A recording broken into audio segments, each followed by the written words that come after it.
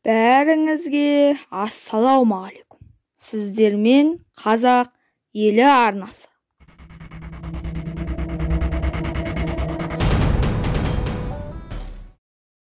Бізде қазір орыс тілінің күші басым болуда.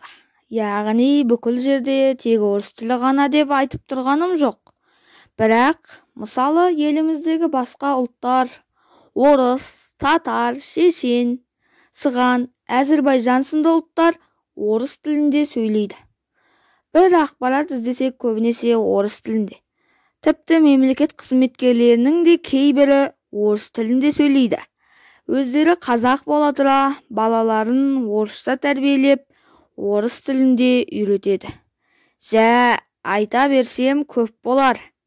Қысқасы, орыс тілінің басымдылығын жоюды айтайын. Оның біріншісі латын алфавитіне көшуіміз дұрыс. Себебі кириллицаны тастап орыстан алшақтауға болады. Ал екінші, барлық жерде мемлекеттік тіл, қазақ тілі тек қазақ тілінде сөйлеу керек деп, сауда және барлық жерлерде қатаң заң қабылдау керек. Міне, осы екеуі арқылы орыс тілінен алыстаймыз.